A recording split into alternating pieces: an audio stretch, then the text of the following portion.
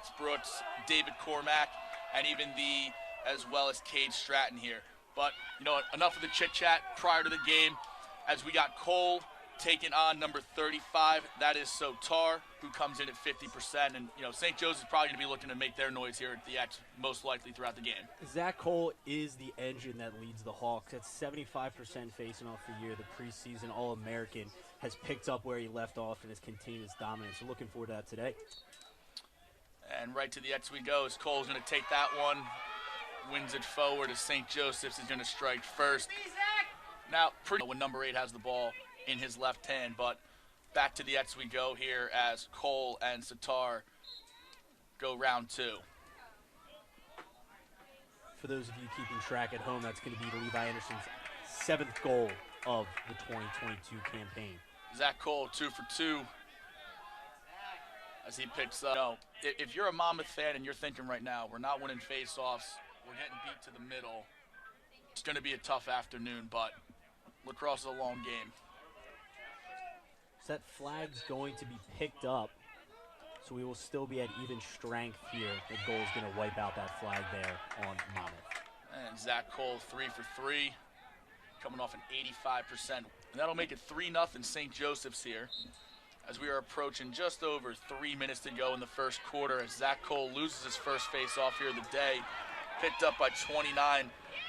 It's Pat Oprello. As if you're Monmouth, that's a win that you can take. You beat Cole on the face-off, you come down, you score on that possession. That's a momentum builder. We head back to the X here as Cole and Sitar battle, and that's another win by Monmouth. So just like that, 3 for 3 turns into 3 for 5, as that one's going to be picked up there by 17. That's Lacewell 2. And they're going to go early here. That's their first violation here. Remember, Shane, it's 3 violations and a half. And down there. As we head right back to the X here with Monmouth with that first violation, you got to think, is that going to be in the back of his mind the rest of the half, as Cole wins another one.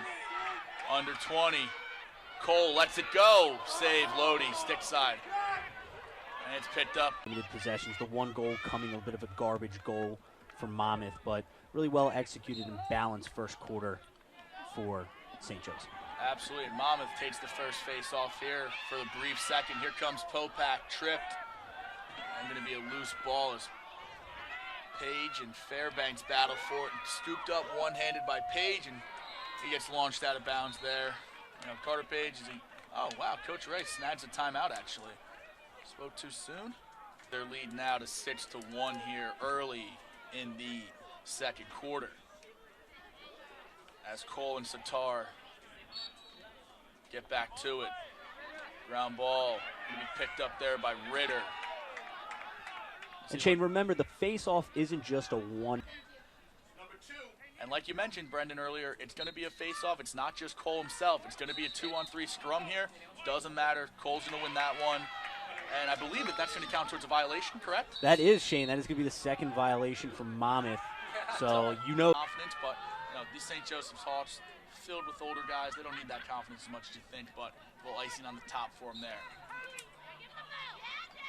As Cole battles at the X here, as he's going to win that one relatively clean. St. Joe's gets back on off. Now, let's see if Cole can continue the hot streak here.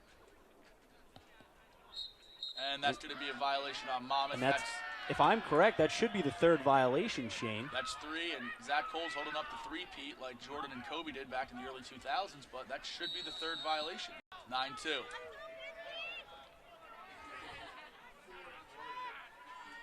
Cole back at the dot. And he wins that one, as he's starting to get in a rhythm, which is going to be terrifying if you're rooting for the blue today.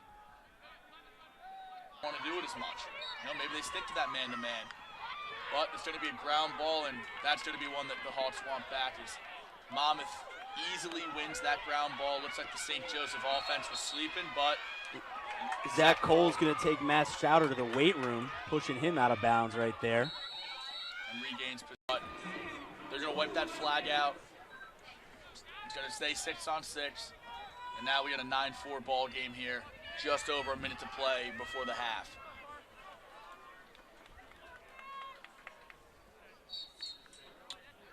And there's the violation. So we may have jumped it. And the best part about it is Straz puts it where it wants to be. You know, Page stitches up right near his face, catches it one fake, lays it up. Cole's gonna pinch it forward and no possession yet. Scooped up by Page, short time, under 5, hands free. 2. Shot, stops right before. 19 of those being on goal. Both teams have 3 assisted goals as we look to start the second half. And there's gonna be a ground ball picked up and just out of the cross there by Cole, and Monmouth's gonna get the first. Any more please coming out of half. And that's going to be a big-time ground ball scooped up by 51. That's Keener from the Hawks to gain possession. Goalies like Lodi in the net, you always want to test them low, right? As the old adage is, it's easier for a big guy to comb his hair than it is for him to tie his shoes. So test him early by making him get down there for the saves. Brendan, do you struggle tying your shoes or combing your hair? He'll win that one forward, but can't win the ground ball. And it's something we're starting to see a little bit more. It's Monmouth coming down the long pole. Beats it wide there, 34. Thomas Gray wanted to get one on camp here for St. Joe's a few years ago, and Matt Bomer was here all the way up from North Carolina.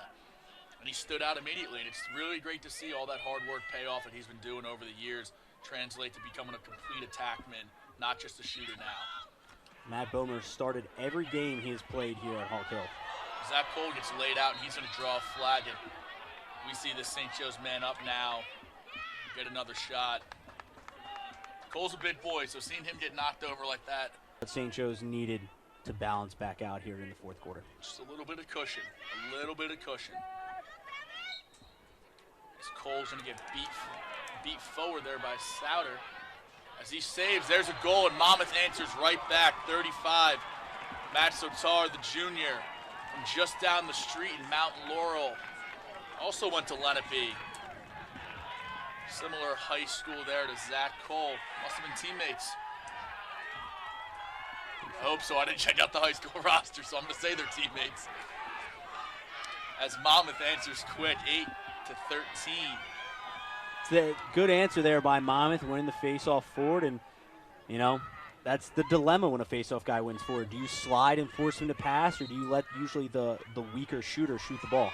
Zach Cole's going to take that one. Zach Cole says, enough of this, give me the ball. And that one there. And that might be the first faceoff not taken by Zach Cole. That is number 64. Alexander Borg gets his first taste of the year. And the first time we've had a different, and then we got the new LSM out there, number 9, Sal Pasquella. Now, Brendan, kind of looking ahead here as, you know, this one is going to start to be wrapped up, but here's a shot and a high shot there by 33. That's going to be Garrett again. We also have the